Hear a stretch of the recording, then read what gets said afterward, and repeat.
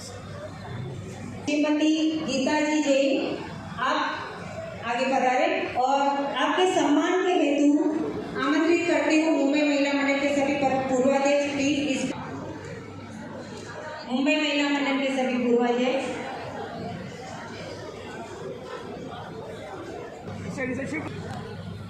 ओम अरहम।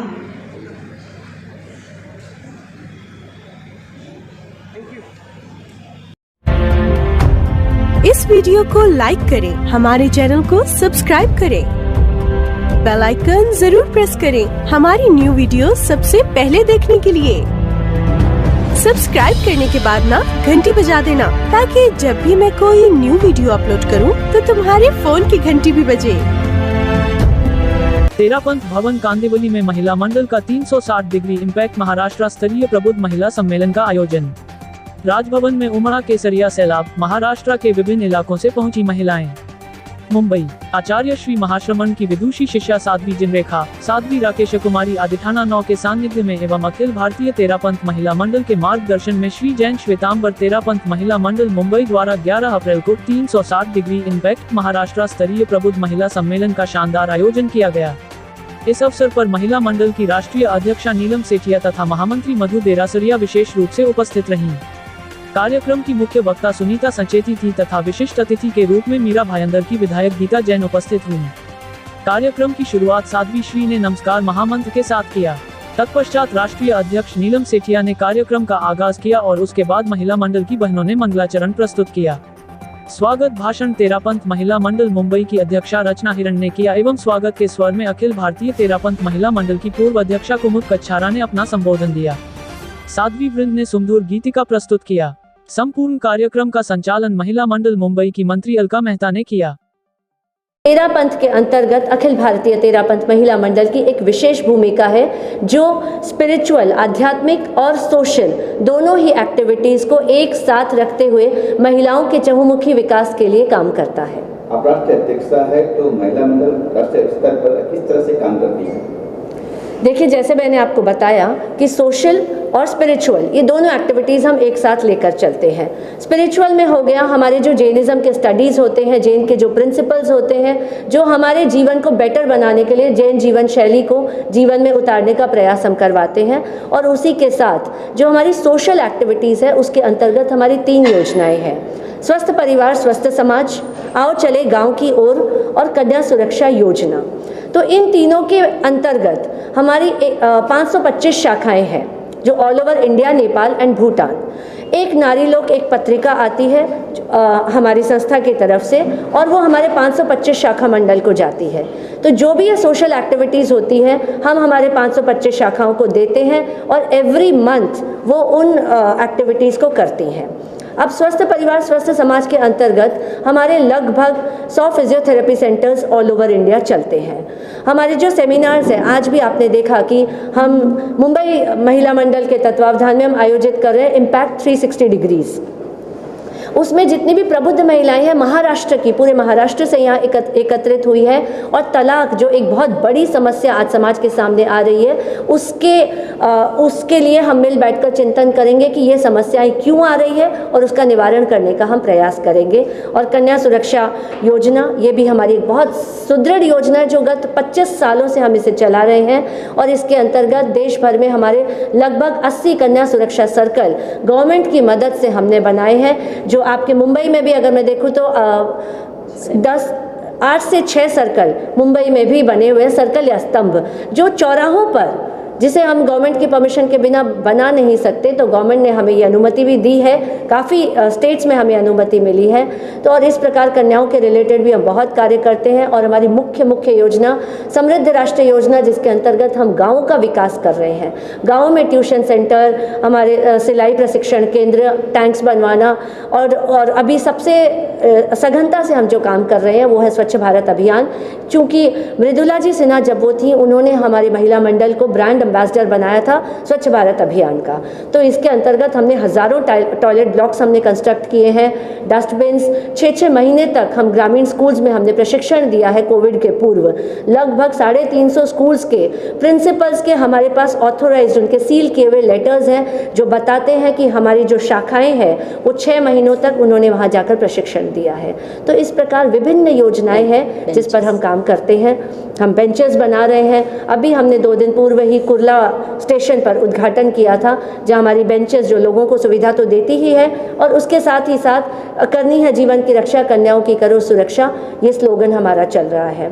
और स्नेहम प्रोजेक्ट जो मुंबई महिला मंडल ने भी काफ़ी सघनता से किया है और देश के लगभग हमारा टारगेट था कि आज़ादी के 75वें वर्ष पर 7,500 बच्चों को कम से कम एक प्रॉपर एजुकेशन, अगर मूक बधिर बच्चों को ब्रेल बुक्स हो या सॉफ्टवेयर हो या जो भी उनकी पाठ्य सामग्री हो, स्पेशली उन अंडर प्रिविलेज्ड बच्चों के लिए, तो ये हमारी मुख्य योजना समृद्ध भारत के अंतर्गत इस वर्ष चल रही है। ये सिर्फ जैन बच्चों के लिए भी है, सब कोई धर्म? नो सर, स्नेहम प्रोजेक्ट कोई धर्म जात हर चीज़ से उठकर है। ये सिर्फ ह्यूमन हमारे भीतर जो ह्यूमैनिटी है उसको लेकर जो भी बच्चे मूक बधिर बच्चे हैं और पढ़ना चाहते हैं वो हमसे अप्रोच कर सकते हैं। हम उनके पढ़ने लिखने की जो पूर्ण सामग्री है उसका इंतज़ाम करके देते हैं। थोड़ा सा जैन तेरापंथ क्या है सबको मतलब नहीं समझ में आएगा, इसलिए थोड़ा सा जैन तेरापंथ और उसमें महिला मंडल की भूमिका आपको थोड़ा सा बताएं। वापस बताऊं?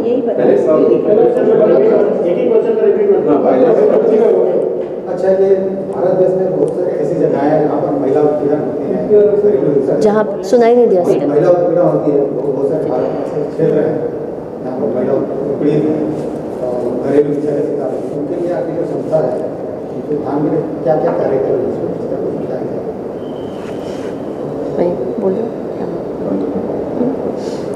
महिला उत्पीड़न एक बहुत बड़ी समस्या है, लेकिन हमारा ये भाग्य मानते हैं कि जैन समाज में ये जो महिला उत्पीड़न की जो समस्या है वो कुछ अंशों में कम है। तो हमें हमारे समाज के अंतर्गत ये जो महिला उत्पीड़न की समस्या आती है वो बहुत कम आती है और जहाँ कहीं आती है हमारी संस्था एकदम आगे बढ़कर उनका सहयोग करती है। और अन्य समाज से जब यदा कदा हमारे पास ये उत्पीड़न की समस्या आती है, हमारा प्रयास रहता है कि हम किसी न किसी माध्यम से उनकी मदद करें या उन्हें हम ऐसे आउटसोर्स बताते हैं जहाँ पर जाकर वो अपनी समस्या का समाधान बहुत अच्छी तरह से प्राप्त कर सकती हैं। यदि आपकी संस्था को पता चलता है कि यहाँ महिला शिक्षण है या फिर कमजोर पड़ रही है, आपकी संस्था उसके लिए किस तरह से आगे आती है? वर्तमान में हमारा एक प्रोजेक्ट चल रहा है। कोविड के तुरंत पश्चात या कोविड के साथ साथ हमने इस प्रोजेक्ट को स्टार्ट किया था, सक्षम योजना या कला अभ्युदय योजना। इसके अंतर्गत जिसके भी हस्बैंड्स या बच्चे कोविड में अफेक्ट हुए हैं, उनके परिवार और उनके आजीविका का साधन उनका कम हो गया या खत्म हो गया, उन्हें हमारी महिला मंडल ने एक मशीन उपलब्ध करवाई। चाहे वो आटा पीसने की मशीन हो, आटा चक्की हो, मसाले पीसने की मशीन हो, सिलाई मशीन हो, कंप्यूटर्स हो या माइक्रोवेव हो, जो भी जिस कला में वो पारंगत है उस कला हेतु एक मशीन उन्हें दी गई। और उस मशीन के साथ साथ चूँकि आपने देखा है कि हमारा नेटवर्क बहुत शानदार है, अगर मुंबई में हमने 2 महिलाओं को वो मशीन उपलब्ध कराई तो मात्र मशीन उपलब्ध करवा देना बड़ी बात नहीं है, उसके साथ कम से कम उन्हें उस एक महीने का 20,000 30,000 का बिजनेस उन्हें उपलब्ध हो, इसका प्रयास भी हमारी महिला मंडल करती है। तो पिछले 2.5 सालों में लगभग ऐसे 200 परिवारों को हमने ऐसी मशीन उपलब्ध करवाई है ताकि वो अपनी आजीविका चला सके, अपने बच्चों को का भली प्रकार पालन पोषण कर सके। अच्छा मैडम, तेरा महिला मंडल का राजनीति में कोई योगदान है, किसी प्रकार का सहयोग देती है? मैं इसका जवाब देना चाहूँगी। मैं रचना हिरन, अध्यक्ष तेरापंथ महिला मंडल मुंबई। राजनीति में अगर महिलाएं आना चाहे वो तेरापंथ की जिसकी आप बात कर रहे हैं, तो इसमें कोई अतिशयोक्ति नहीं होगी कि वो एक अच्छे मुकाम को हासिल कर सकती है। लेकिन अभी तक हम उसमें नहीं आए हैं, लेकिन काफ़ी एरिया में कोई बहनें इस क्षेत्र में भी आगे आई है। और अगर जिस दिन तेरापंथ धर्म संघ की बहनों ने ये ठान लिया कि हमें भी राजनीति में आकर के आगे बढ़ना है, तो डेफिनेटली वो भी कभी प्रतिभा पाटिल भी बन सकती है और बहुत ही ऊंचे स्थान पर अपना एक मुकाम हासिल कर सकती है। लेकिन जहां हम देखते हैं कि काफ़ी बार राजनीति में बहुत विरोधाभास होता है, काफ़ी अप्स एंड डाउन्स होता है, साम दाम दंड भेद सब अपनाना पड़ता है, लेकिन जैन धर्म का जो सिद्धांत है उसके अनुरूप अगर हम कार्य करने की सोचते हैं, तब वह सिद्धांत हमारे थोड़े अनुकूल अगर नहीं बैठते हैं तो हम लोग थोड़ा सा उसमें पीछे रह जाते हैं, अपनी सोच को थोड़ा वहाँ हम स्टॉप कर लेते हैं।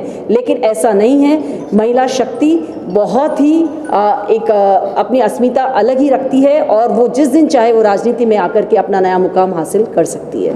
आज मीरा भाईंदर के जो गीताजन जी यहाँ पे अतिथि उपस्थित थे, तो उनसे आपकी जो संस्था महिला मंडल किस तरह से संबंध है और उनका यहाँ पे आने का विशेष? देखिए, राजनीति से तो संबंध हमारा बहुत अच्छा है और आपको मैं एक बात बताना चाहूँगी कि जैन समाज जो राजनीति में अपना सहयोग देता है वो शायद सबसे ज़्यादा होगा, चाहे वो आप आर्थिक सहयोग कह लें, चाहे आप राजनीतिक, चाहे वोट बैंक कह लें उनको।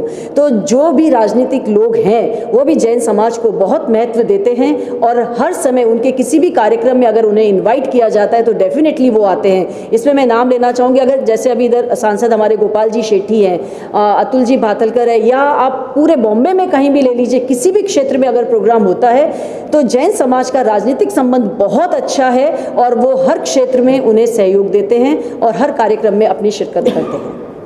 मैं एक प्रश्न पूछना चाहूँगा, नीलम जी ने भी कहा कि जैन समाज की जो महिलाएं हैं या महिला उत्पीड़न जैन समाज में बहुत कम है जी, लेकिन मेरी जो मैं जानता हूँ जहाँ तक ये जो उन्होंने कहा है ये बात सही नहीं है उनका। और आज भी चाहे वो जैन समाज हो, चाहे अन्य समाज के लोग हों, चाहे अन्य समाज की महिलाएं हों, हर समाज की महिलाएं जो है वो घरेलू हिंसा से उत्पीड़ित हैं। मैं ये भी आपसे पूछना चाहता हूँ कि आप 6 स्त्रियाँ यहाँ बैठी हुई नारी शक्ति, इनमें से कितनी जो है महिलाएं जो है गाँव में पैदा हुई हैं? सब गाँव में पैदा हुई,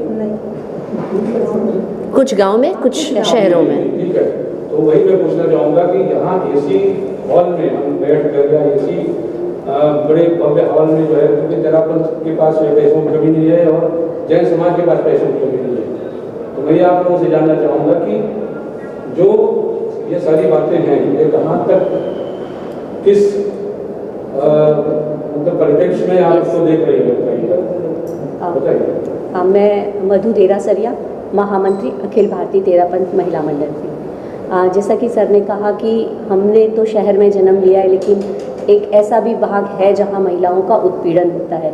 तो सर मैं कहना चाहूँगी कि हम केवल एक क्षेत्र में काम नहीं कर रहे हैं, जैसा कि हमारी राष्ट्रीय अध्यक्षा ने बताया कि हम आओ चलो गांव की ओर की योजना भी हम करते हैं। उस योजना के अंतर्गत हमारा उद्देश्य ही यही है कि गांव के जो लोग हैं उनको सामाजिक दृष्टि से उत्थान करना, उनका जो लाइफस्टाइल है उसको ऊपर उठाना। तो गांव में केवल पुरुष नहीं होते, हमारा जो मेन फोकस होता है वो स्त्रियों पे होता है, क्योंकि हमारी महिलाओं की एनजीओ है।